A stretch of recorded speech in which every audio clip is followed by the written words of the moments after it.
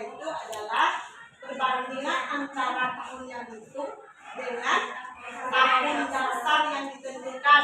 Ya, misalnya tahun dasar itu misalnya tahun 2020 itu tahun dasarnya ya. Tahun 2021 tahun penghitungannya. Berarti indeks harga ini menentukan harga barang ya. Misalnya beras, gula, kopi, garam. Ya. Kalau bahan pokok kita hitung harga bahan pokok ya. Tujuannya lagi. Penyebab dari perubahan harga siapa yang tahu? Apa penyebab perubahan harga? Satu, permintaan demand. Jika permintaan bertambah maka harga meningkat. Sebaliknya jika permintaan atas barang dan jasa berkurang maka harga menurun. Yang kedua, Penawaran. Jika penawaran bertambah maka harga terhadap produk menurun. Jika penawaran berkurang maka harga meningkat. berarti penyebab dari perubahan harga ada tahu? Dia tahu harga. Tahu jeruk. Penyebab perubahan harga yang pertama apabila permintaannya bertambah Maka maka harganya akan meningkat. Kalau banyak membeli satu barang berarti harga orang yang menjualnya akan ditingkatkan.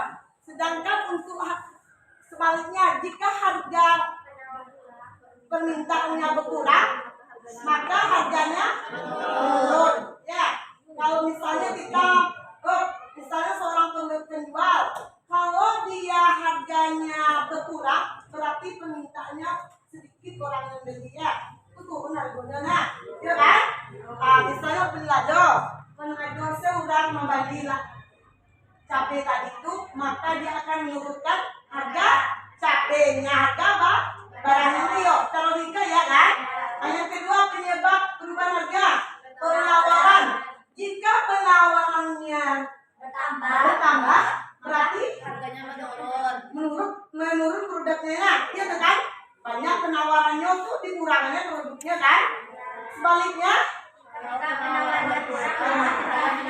jika penawarannya berkurang untuk suatu produk berarti harganya akan meningkat.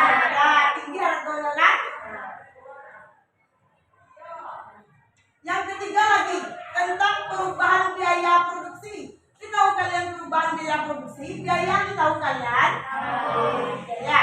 Kalau kita memproduksi suatu barang atau produk berarti membutuhkan biaya.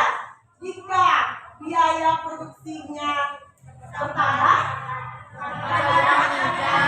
harga barangnya akan meningkat. Sebaliknya jika biaya produksinya menurun, berarti harga barangnya menurun. Ada ngerti di sini maksud dari yang penyebab perubahan harga tadi? Ngerti kan? Maksudku kan? Nah, masuk lagi sini lagi. Tujuan untuk menentukan perhitungan indeks harga. Apa tujuannya? Satu-satu. Siapa?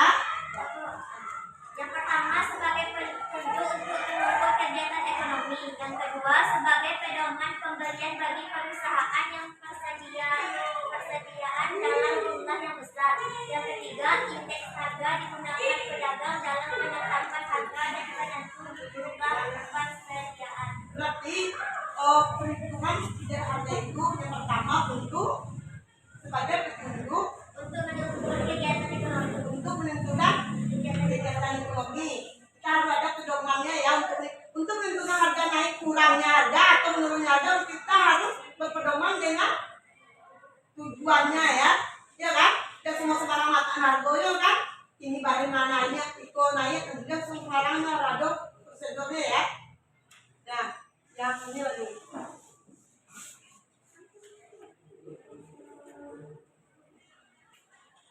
Di dalam menghitung indeks harga ada dua metode yang digunakan. Dalam menghitung indeks harga ini ada dua metode yang digunakan. Pertama metode agregatif tidak tertimbang ya, agregatif tidak tertimbang. Yang kedua metodenya kedua metodenya agregatif ketimbang. Metode agregatif ketimbang dan tidak ketimbang apa? Perhitungan indeks harga yang mudah dan sederhana sebab hanya menjumlahkan harga rata-rata untuk tahun yang dihitung lalu dibandingkan dengan jumlah harga perbandingan tahun dasar. Berarti kalau perhitungan indeks harga metode agregatif tidak ketimbang, dia cuma menggunakan metode sederhana ya. Sederhana tahu, simpel ya.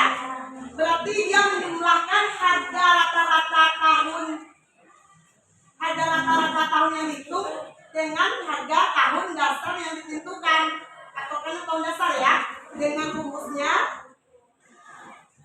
Ini ada rumusnya ini.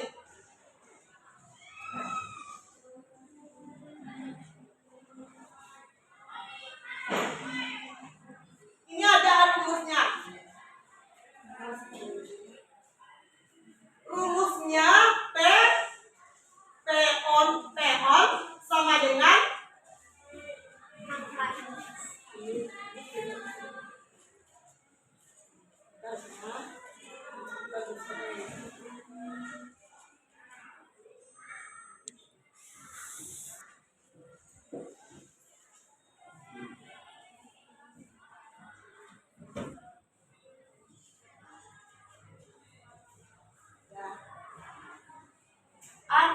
metode dengan perhitungan harga indeks agregatif tidak ketimbang, yaitu metodenya sederhana.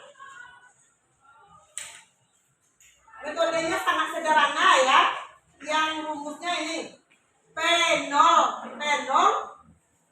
sama dengan P0 ON sama dengan sigma PN dibagi sigma P0 dikali 100%. Ya. Di mana keterangannya? Ya ini yang P0 ini ya. Di mana keterangannya? Ya ini kan?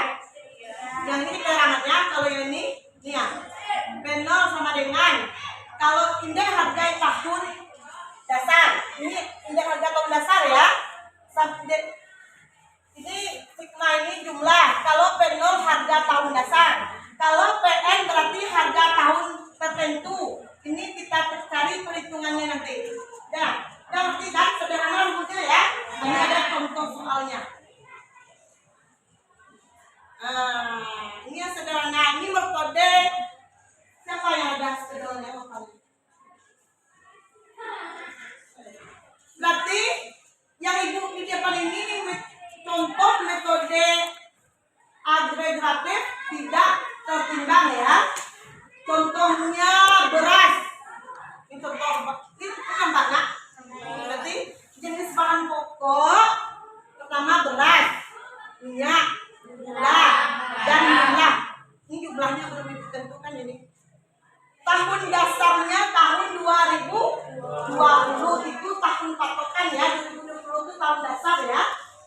Ini tahun 2021, ini tahun tertentu yang akan dihitung. Berarti kita akan menghitung berapa persen kenaikan tahun indeks harga tahun 2020 sama 2021 gitu kan. Nanti kita hitung ya beras, minyak, gula, garam berapa totalnya. Terus tahun 2021 berapa juga totalnya ya. Dengan memakai rumus tadi, metode agregatif tidak tertimbang. Ya dua metodenya itu. Udah, siapa yang tahu untuk menjumlahkan? Tolong kalau kamu jumlahkan. Nanti kita masukkan ke rumus. Oke, ulang. Nanti kita totalkan.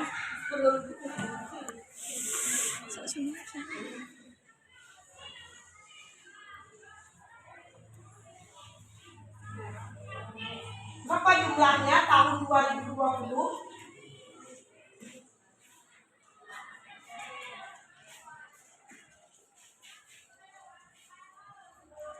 Tahun 2020 berapa tahun dasarnya? 25.700.